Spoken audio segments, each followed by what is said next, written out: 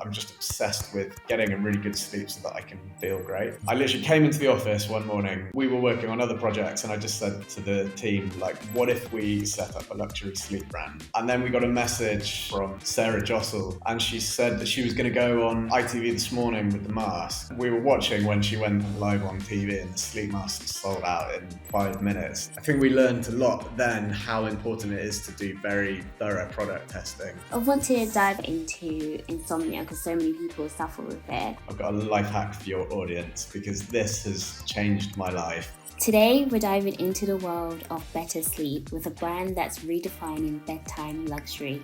Drowsy Sleep Co is the multi-award winning brand specializing in premium silk sleep accessories, from indulgent sleep masks to luxurious silk pillowcases and even weighted blankets. Their mission to transform the way you rest. Joining me for a chat today is the brilliant founder, Thom Hemelryk. Thom, welcome to the podcast. How are you? Yeah, great, thank you. Very excited to be here. Oh, very excited to have you. How's the weather in Barcelona? Is it nice today? Do you know what? Well, if you live here, it's not that exciting, but maybe for you, it's probably quite good. You know what? We got a little bit of sunshine today in the UK, and we're like, Yeah. oh my God, thank God, some sunshine. So I'm very excited about that. But yeah, okay. Well, Thom, obviously you've created this incredible brand with your co-founder, Rich. But I just wanted to dive in before we go into, a little bit more about Drowsy. I just want to dive in a little bit about yourself and how you even came about to, found Drowsy. So, I've been running my own businesses since I was 23. Um, and when I when I was at university, I met a really good friend, and we kind of came up with this crazy idea to move to Spain and set up a hostel and a bar. And so as soon as we finished university, we moved out to Spain with my brother as well, and another friend, and we set up this hostel and a bar, which then turned into a chain of touristic apartments as well. So it was like a really full on, very fun kind of period of our lives where we were just doing full on hospitality, basically. How long was you doing that for? Um, five, well, yeah, 5 year, probably actually more like 7 years, I would say. Yeah. And it was great, but I don't know if you've ever like worked in hospitality, and especially when you're responsible for buildings and people, and it's very intense. So I suffered from pretty bad burnout during that time because we were working all the time.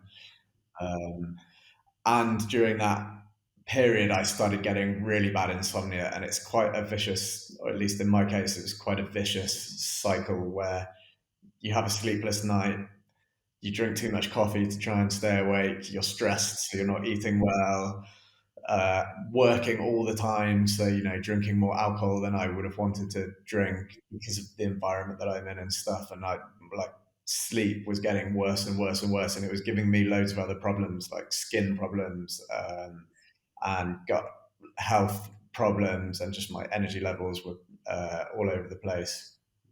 Um, so this was all going on. And then we also had the pandemic. When you've got a hospitality business that relies 100% on tourism, being in the middle of a pandemic's not great for your stress levels.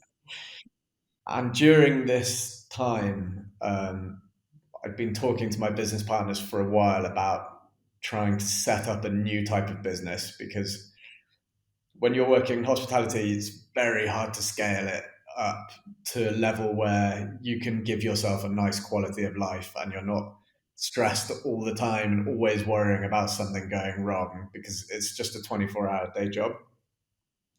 Um, so this was kind of the environment that I was in, and I was sleeping really badly every night and trying to think of something new that we could do, which would be kind of a challenge that we could grow with and really turn into something big. And I just woke up one morning and I'd had a really bad night's sleep, and I'd spent a lot of time during that period. Like I'd been to doctors, they'd been recommending that I take sleeping pills. I'd been looking at a lot of different sleep brands out there, and I bought myself a really good mattress and pillows and all of this kind of stuff. And I just thought, I just suddenly woke up and I thought there aren't many like luxury sleep brands, and it was at a point where I was really realizing how when you have a really, really good sleeping environment, and you really live a sleep first lifestyle, it can actually have really big impact on the way that you feel and look, and everything in your life, basically. So for me, it was just been a fundamental thing that was like, I'm just obsessed with getting a really good sleep so that I can feel great. So I literally came into the office one morning. We were working on other projects, and I just said to the team, like, "What if we set up a luxury sleep brand?" What do they all just look at you like? What are you talking about, Tom? I'm kind of like, we've all got different roles, but I'm kind of the guy that comes in a lot with crazy ideas, and you've kind of got to learn to ignore most of them. But anyway, that day we were like, okay, why don't we just spend half a day exploring this idea? So we made a PowerPoint presentation. We came up with the name Drowsy. We did a mood board, and we had a few kind of products and stuff on there, and that was it. And everybody liked the idea, and we said, why don't we do it as a little side project and just kind of see where it takes us? So yeah, that was kind of the starting point, really. And weirdly, this PowerPoint presentation that we did, we made it that day, and we never looked at it again. Yeah. And last year, I was kind of like tidying up my laptop, and I came across it and looked at it, and I was like, no way, this is insane. The brand that we've made is actually really loyal to that first brainstorming that we did on in just one random morning without really thinking too much. Okay, so at what point did you decide to, obviously, did you all decide to, okay, let's do it a little bit as a hobby, and then all of a sudden it's a full blown business, and then we're closing down our hospitality business? What was the sort of time frame? Like, how long did it take you to completely close down your hospitality business? Well, so the pandemic helped quite a lot with that, basically, because I mean, half of it we just ended up giving the business away because, you know, we stuck it out for like, I think the first few rounds of lockdown, and in Spain they were a lot stricter than they were in England. Uh, we stuck it out, and then you're getting the government loans and stuff, and then there's more lockdowns, and we start like really panicking. So it's like, how many more government loans are we going to get, and how long is this going to go on for?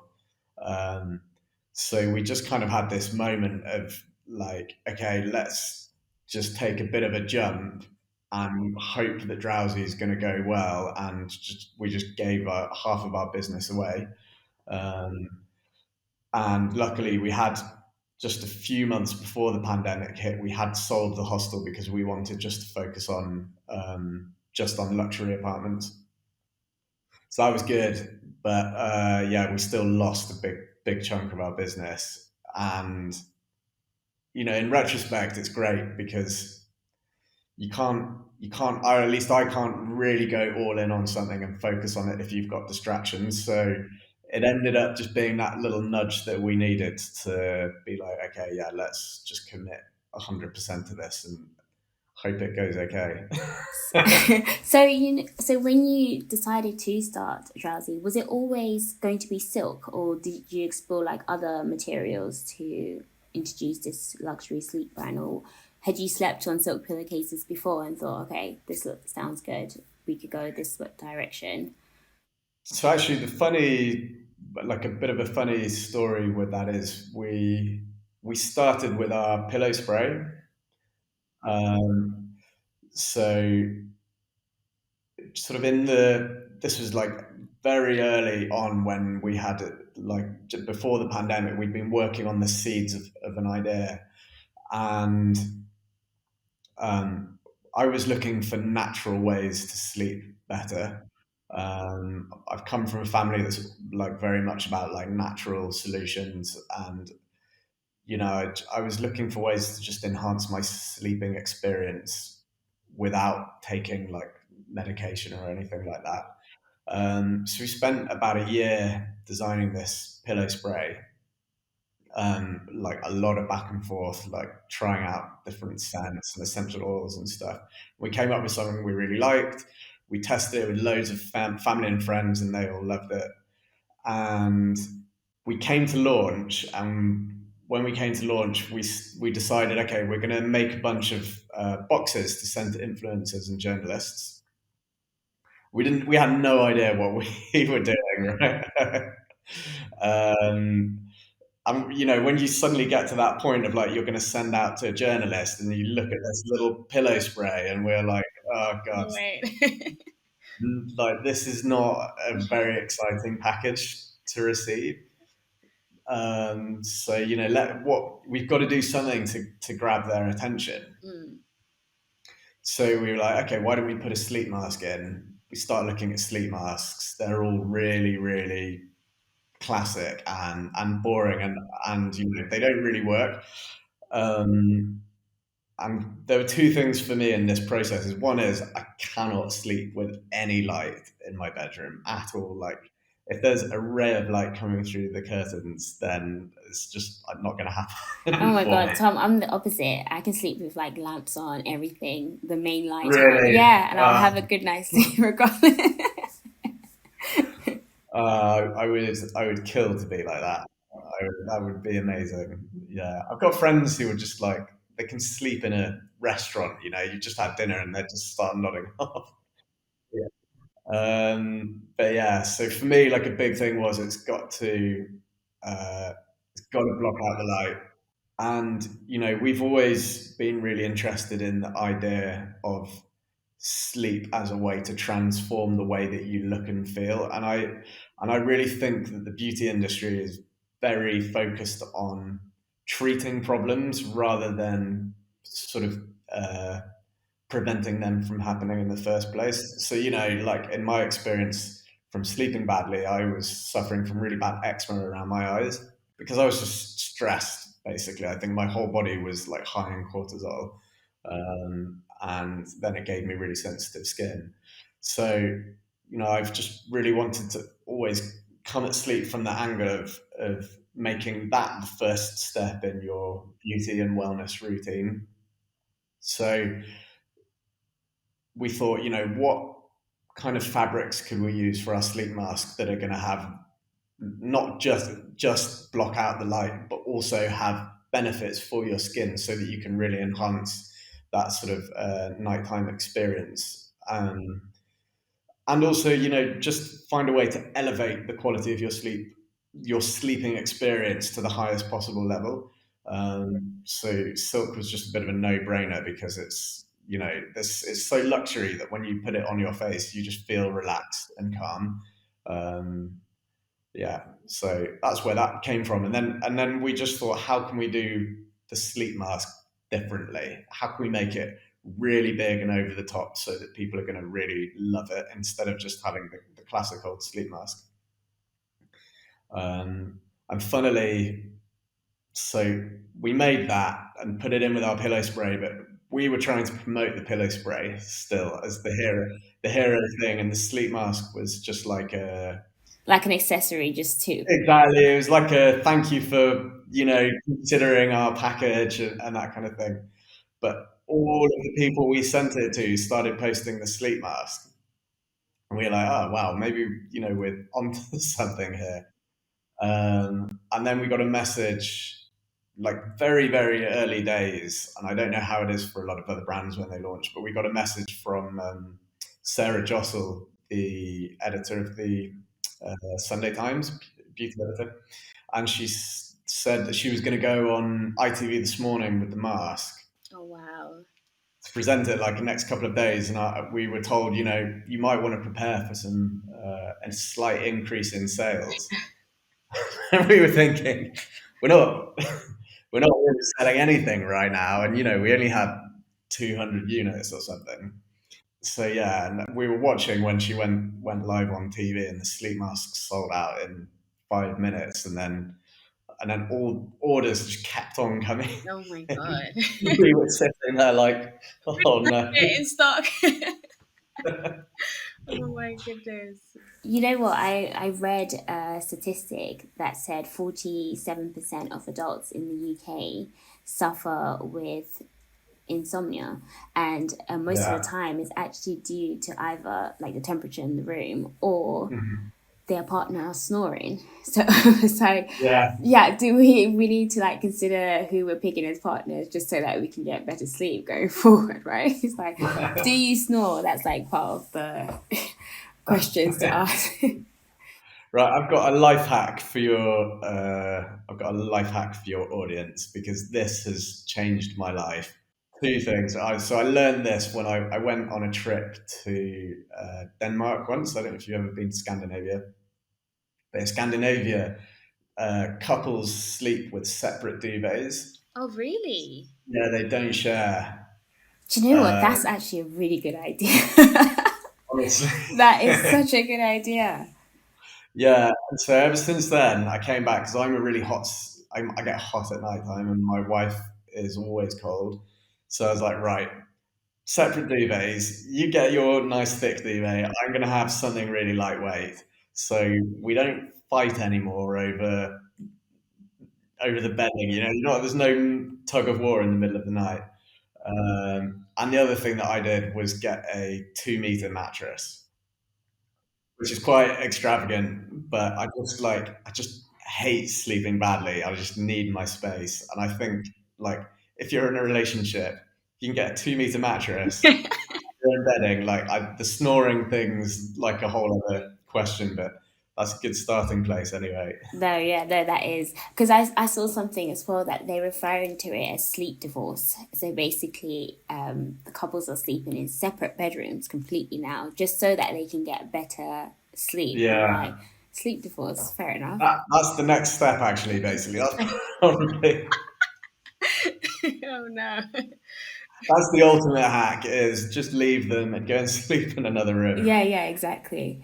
Well, Yeah. I want to dive obviously a little bit more into insomnia because so many people suffer with it, and it can be down to so many different things, whether it's stress, medical conditions, environmental factors, etc. So, with silk, sleeping on either a silk pillowcase or your silk sleep mask, how does that actually? What is the science or the technology behind it that actually helps you to get a better night's sleep? So I think firstly with like when you're thinking about insomnia or sleeping like problems, a lot of people don't necessarily a lot of people might not have insomnia, but they might just sleep badly occasionally. What's really important is kind of the basics that they talk about a lot, but it makes a really big difference is routine. So you need to have a good routine, at least in my case, and it's a lot of things that you've heard a million times before, starting without drinking an afternoon coffee, all the way down to having a light supper, and then winding down really well. If you're watching Netflix and scrolling on your phone late at night, it's going to be so much harder to switch off. So you need to have a routine that works for you. And everyone's got different stuff. It might be like you have a hot shower, you meditate, you read your book, you have low lighting, you find things that work for you and you do them every single night. And part of that is having a sleeping environment that you love being in. Because I think for most people most people in the world, sleep is a bit of an afterthought. You work all day, you get stressed, you come home and feed your kids or whatever, you're tired, you drink a beer, uh, you binge watch Netflix until 11 o'clock at night, and then you go straight to bed, and then you can't sleep, and then you wake up tired, and because you're stressed, you eat bad food, and you probably drink alcohol again, and you drink way too much coffee, so you're buzzing. It's this like cycle which can get worse and worse. And so I think what you need to do is you need to stop making sleep an afterthought, and you need to make it the priority of your day. You need to live a sleep focused lifestyle where you kind of start your day with sleep. Um, so instead of having this, like, bad pillow, bad mattress, bad lighting, messy room, a lot of it's like common sense stuff. But if you create an environment that you feel really good going into, Just calm and relaxed. Yeah. exactly, yeah. And silk is a very sensual fabric. It feels luxurious, and so when you touch it, you just feel good about getting into something that's made of silk. Um, we've been looking at some potential doing some silk nightwear for Drowsy. Oh, It's not nice. nothing confirmed yet. I'm not promising anything. But we've been designing samples of like silk shirts and silk t-shirts, and I bought one home for my wife to test yesterday, and she put it on, and she was like, "I could wear this all day long." Yeah, honestly, I think that's the vibe these days. It's like, can your pajamas also become your daily wear? Like, I just want to walk around Yeah, in like, my silk pajamas because it's just so cozy and you just feel, especially now that it's like we're in an environment where you work from home like a lot of the time. Like, you want to be in comfy wear and something luxurious. You just want to feel good. yeah, exactly. So that's the feeling that we want you to have with Drowsy when you get into bed. Half of the work is done for you then, because you feel relaxed and you feel calm, and then when you close your eyes, and instead of feeling stressed, you're like already halfway to falling asleep. So I just want to sort of go back a little bit to sort of the origins of Drowsy and just from even what you said when Sarah Jostle went on This Morning and then you completely sold out. So what was the next stages then? Okay, you realized that, okay, we need to produce a lot more masks because these are high in demand. So were there any sort of challenges or like big hurdles along the way, or were there any moments that you thought, oh God, like this is a bit overwhelming. Like, can we do this?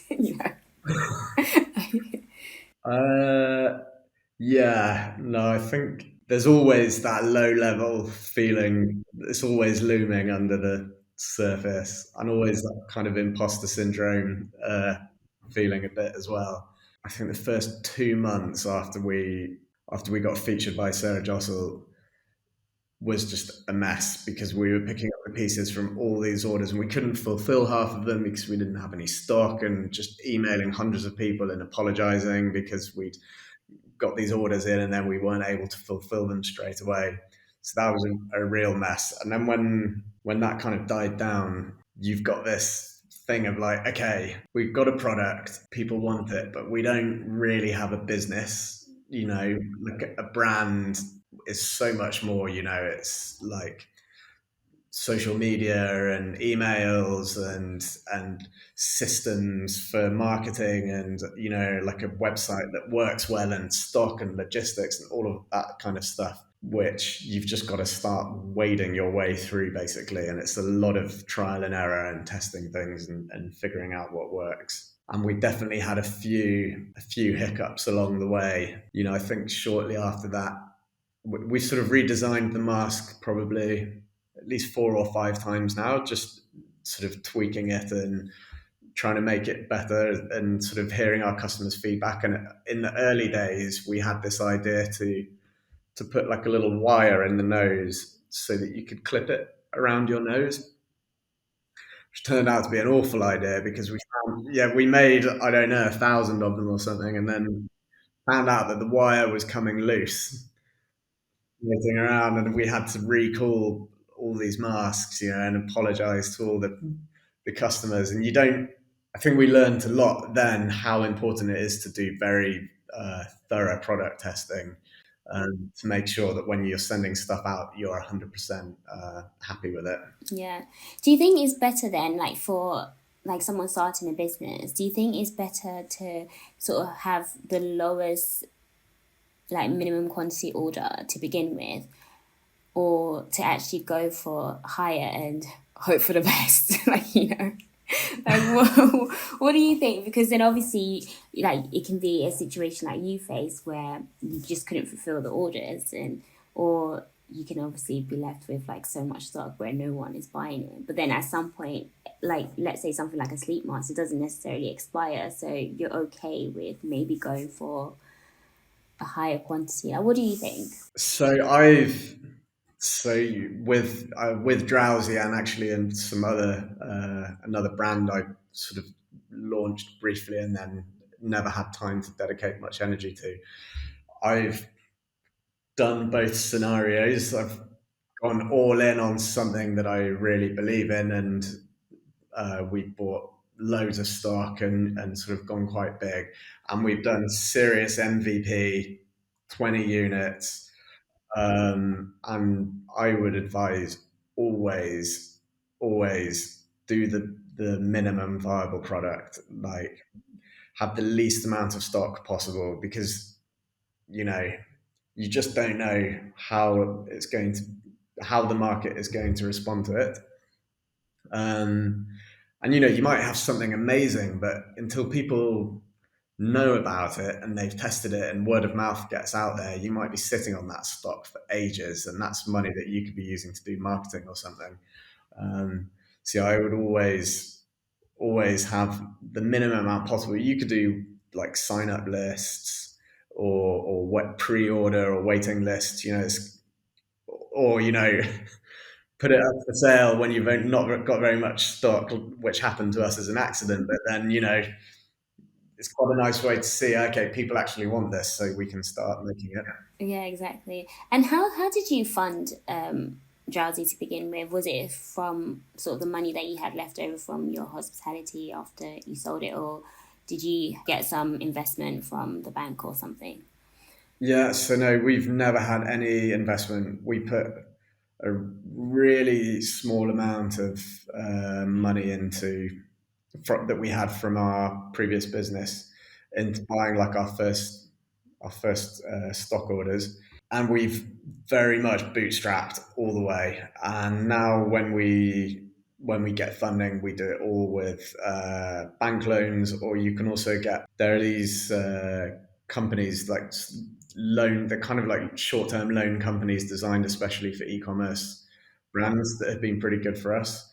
Um, but we've got it all the way to where we are now without any investment so far. Oh wow, that's amazing. To be fair, I feel like the like 2020 was probably such a great time to begin Drowsy because obviously everybody was at home and just wanted something cozy, right? Like just they just were just looking for anything that was just gonna make this pandemic a little bit easier to get through. Yeah, I think we got quite lucky in that respect. You know, it was a time where everybody was stressed and everybody was anxious, and lots of people were having problems sleeping. And people wanted things to make them feel good about themselves. And so we kind of arrived at quite a good time. Really, it was the perfect time to launch, and for us as well. We were stuck at home, couldn't do much else, so we just put ourselves 100% of our energy into the business. Yeah. Well, so obviously there's you said there's quite a few of you that launched a business. So it was yourself, Rich, and was there someone else? Yeah, so there's two best friends of ours from a long time ago that we've been working with, for years, and Rich and I, and we were both really struggling with insomnia at that time, and actually up until now, it's still something that's present in our lives if we don't manage it well. So yeah, that was really sort of the trigger for So when you have so many people sort of involved in the business to begin with, how do you sort of divide sort of responsibilities? Like, is one person the ideas person, another person focused on marketing?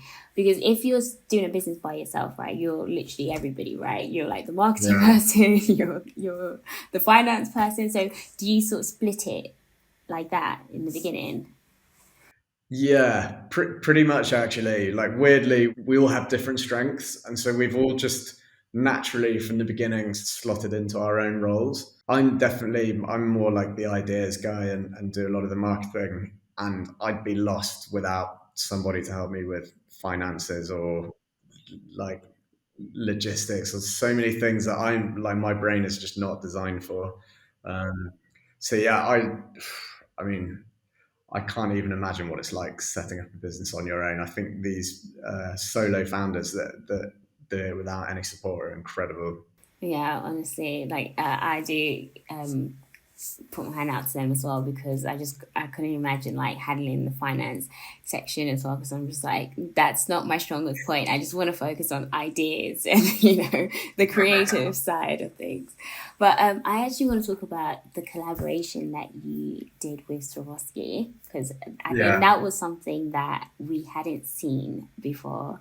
So how did that idea sort of come about to do this incredible collaboration? We were thinking about actually because we have a stand in Selfridges, and it started because we were brainstorming about like how we could do something very Christmassy, um, that we could do as like a unique release just in Selfridges, and we have a lot of just team brainstorming sessions where we just kind of just throw crazy ideas out there. And we're always thinking about our whole philosophy is always about like how can we elevate sleep into something that's like big and bold and luxurious, and not just beauty sleep in a way that it will give you beauty benefits or make you feel like the best version of yourself, but also just making sleep beautiful rather than the kind of traditional sleep industry, which doesn't have that kind of glam factor. And someone in our team just sort of threw the idea out there about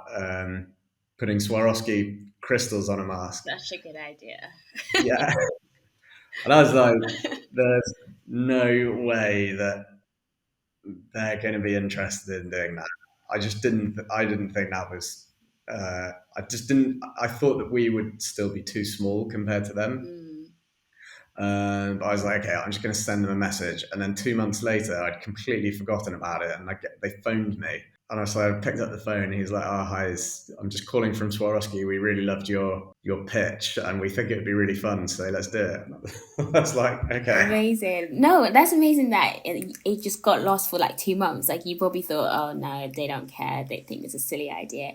No, that's really amazing that they called you back. And then Yeah, how long after that did sort of the idea come to fruition? that was probably the fastest launch we've ever done. Yeah, because I wrote them in, I think, it must have been July or August last year. And then they called me 2 months later. And they were like, let's do it. And we just thought, it's got to be ready for the beginning of Q4, like October, November, because we want it to be, in the stores for Christmas. So I think we probably gave our team a bit of a panic attack when it was like, oh, by the way, you've got 1 month to launch a new. Oh my goodness. No, I no, that was such a clever idea. Is that a permanent collaboration on the website, or was it just temporary? No, that's permanent, and we're actually. I don't know if I should be releasing our brand secrets, but we are. I think we're going to be building on it a little bit this year. So yeah, watch this space. And potentially we've actually got that's kind of been a bit of a launch pad for us, and we've got a few other exciting brand collabs coming up as well. So Yeah, you know what? I love that. I love it when like brands get really creative and just do something that you wouldn't expect. I think that's innovation, and it keeps the brand really exciting, and you look forward to, oh, what's the brand going to release next? Like it's really exciting. yeah, Like your weighted blanket, that, oh my god, listen, I saw the posts for it on Instagram and I almost freaked out. I was like, oh my god. Like it just looks so luxurious and sexy. thank you. Yeah, that was that was a quite an ambitious project as well. It's so much silk, and there weren't. I don't think there are any still. I think we're the first silk weighted blanket. It's very extravagant. Yeah, it is very extravagant. I can only imagine, like, you wouldn't want to use it in the summer because you would be scorching, right? Like, Yeah. just for the winter, like, Yeah. don't even think about English it. summer, maybe. Well, yeah, Maybe. that's true. Yeah, Yeah. you can definitely use it in the English summer. Definitely. Well, I want to touch on a little bit about your sleep rituals because I want some tips, right? Because Tom, I have the worst sleep pattern, like the worst, right? I guess stress like contributes to it, but I'm also a midnight snacker. So like I wake up in the middle of the night to have a snack. Oh no, which Denny. I know, which completely disrupts my sleep, and then I'm here like awake at 1 a.m. like a zombie, Oh trying to no. wait for my food to digest. What are you snacking on? Do you know what? It's anything that's in the fridge. Like it could have been leftover like pasta. I'm gonna have it at 1 a.m. Like it's such a bad habit. I can't shake it. So No way. What time are you going to bed? well, I usually go to bed around 10. Go Well, to to be bed fair, at I 10 get and into wake bed at up. 10. I get into bed at Okay. 10 and I try to fall asleep, usually around 11. But then around like 12, 1, I'm just starting feeling peckish. I don't know what's going on there.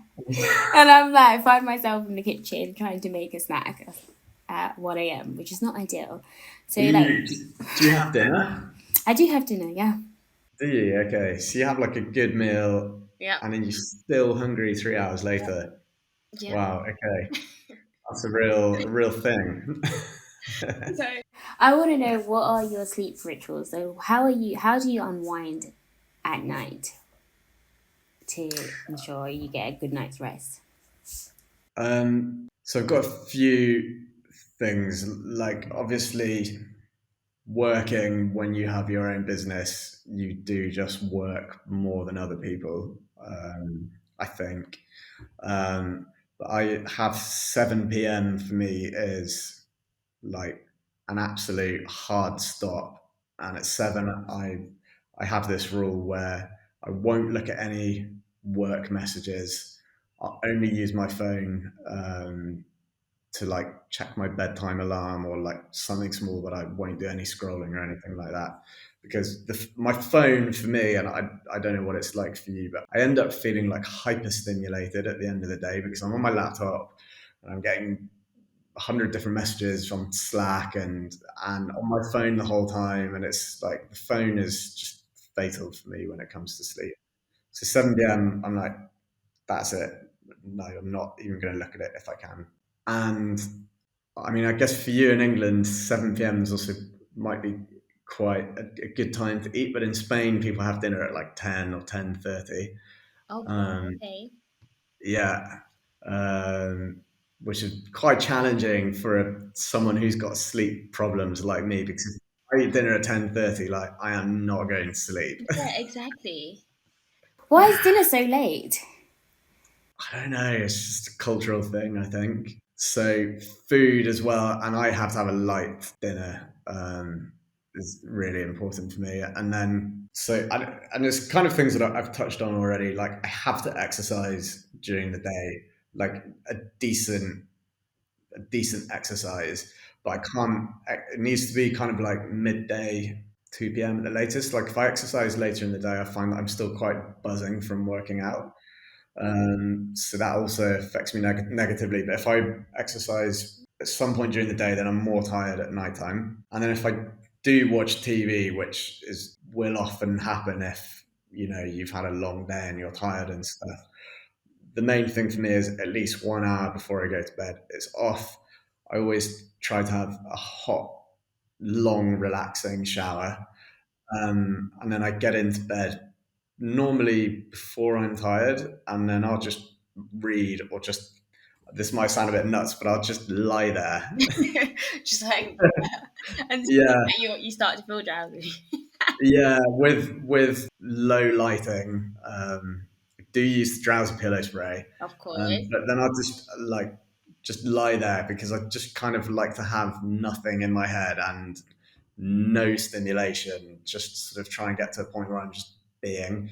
And we did some work with a sleep consultant many years ago, and I think one of the main things with him that he taught us was you should never try to go to sleep. Um, so Just naturally, just fall asleep. yeah, the only thing you should ever do is just focus on relaxing, Okay. because, and then you just let the sleep come. And when you've got insomnia, you're always stressing about sleeping. Yeah. So it's really easy for me to get, especially if I didn't sleep well, like for a few nights in a row. You go to bed and you're stressing because you're thinking, if I don't sleep well tonight, then I'm going to be even more tired tomorrow, and I've got to sleep. Yeah. And if I'm thinking I have to sleep, I'm not going to sleep. So the best thing to do is just not even think about whether or not you're going to sleep. You just focus on relaxing and just like enjoy being in bed. Do you know what? I think like I would love to be like that, but it's just so hard because for some reason all the creative ideas come to me at night. Like I don't know if that happens to you. Like when I'm Yeah. relaxed, that's when I'm like, oh my god, this is a good idea. I could do this. I could do that. Does that happen to you as well? And you're like now your brain is overworking instead of Yeah, I've actually no, I'm a big culprit of that. But what I actually found in the last few years, I used to get that a lot. And in the last few years, I walk home from work. It takes me like 30, 40 minutes. And I often find we'll have these meetings, and I'll be at, you kind of like hit a brick wall where you're not making progress in the meetings and you're struggling to have ideas or something. And then when I walk home for about 30, 40 minutes and I'm not thinking, all the ideas come to me and I write them down. But if I'm lying in bed and I have ideas regarding my business or life or whatever, I always go and write them down. Even if I'm in bed, I'll get up and I'll go and write it down, because otherwise I can't sleep. So I just need to know that the idea's there. Now I can just yeah, chill. exactly. And do you have any sort of music, like sleep music? Because I'm like before I start to unwind, I just let my Alexa just play some like classical music, just like or like jazz music or something. Because I feel Really? like okay, let's take the tone of the day down. Let's feel relaxed. Do you have any like music that you like to sort of unwind to? No, I actually don't. I mean, if I'm in a home in the evening, I like listening to chilled music. But when I'm in bed, I need silence and I need no light, because I'm any stimulation at all will keep me awake. But my brother, who also has the same problems as me, he's got a massive fan that he puts on in the bedroom at a full blast because he likes the noise, like the white noise. So I guess that's kind of like a personal thing. So, just quickly, actually, do you think that because there was a time when everyone was talking about CBD as like a way to help you sleep, help you to relax? Do you think did you ever use it one, and do you think it's still a thing? Like, do people care about it anymore? Because I don't hear any chatter about using CBD to sort of unwind anymore. Yeah, it's weird. It's kind of gone from the mainstream conversation, hasn't it? It almost became like quite a like a passing trend. Um, I've tried it and it definitely helped me. I don't know if you tried it. No, I never actually tried it at all. Okay. Yeah, I mean, I don't. I actually I do find that taking. I mean, I take various supplements and things, like I take magnesium. Oh, nice. Yeah. Um, Oh, I love magnesium. Yeah. yeah, I mean, I don't want to. I'm probably going to get in trouble here because I keep revealing drowsy secrets, but we may or may not be a drowsy sleep supplement coming out quite soon. Oh my god, Um, that is exciting. and we've spent a lot of time trying out lots of different ingredients, and I find there are lots of natural things that you can take that Yeah. will improve your sleep. So yeah, no, I definitely think there are things that you can take that will sort of help relax you. I think relaxation is the main thing for me with sleep. If you feel really relaxed, it's like you're halfway there. No, definitely. And well, obviously we're coming to an end of the podcast, and I just wanted some advice, so some parting advice for anyone who is thinking about starting either a sleep company or just a business, a wellness business like yours. Is there any sort of advice that you would give them, like going into it? Yes, I think firstly the kind of the way that the landscape for business in the world. I think the landscape for business in the world has changed a lot in the last few years, and I think now more than ever, community is everything basically. So if you're thinking about launching something, I think one of the best things that you can do is start talking about a topic that you care about Yeah. and build an audience. And don't even really worry about the product at this stage. For me, like sleep was something that's very important to me and personal to me. But you're a good candidate. For example, you're building an audience around beauty and business and that kind of stuff. I think if anyone can get to that position, just making content, interviewing people, if Denny launched a skincare, even now, everyone's going to be like, I've got to try it because she's an expert. So I think I would really focus a lot of my energy on putting out content and building a community around the topic that I want to sell products in. Um, and I would start really small, do everything yourself, do your own design, make the simplest version of the product you can and get it to market as fast as possible to see how people react, and then use their feedback to help you grow your brand in the right direction. Um, I think that's the best thing you can do. Don't put loads of money into something that you don't know isn't going to work. Yeah, no, I completely agree. I think those are really important things to consider. The community aspect is huge, and I think nowadays we see that so much, even with brands like that have already launched and they're already big. They sort of going back to really honing in on that community so that they know, okay, what products to launch next, what is everyone talking about, what does everyone want to see from us. So yeah, I do definitely agree with you. Well, thank you so much, Tom, for sharing all your insights and revealing some drowsy secrets along the way. But thank you so much for joining me on this podcast, and it's been lovely speaking to you. And you, Danny, yeah, thank you very much. What if you ever want to do another one? Yes, well, you know Or what? Since you've told me you're launching a few things, we might have to get you back once they have launched to talk a okay, we little can bit we more can touch about it. base. Yeah. Well, And otherwise, yeah, if we're in London, we'll look. Yeah, we should grab a coffee or something. yeah, definitely. Do you come London often? No.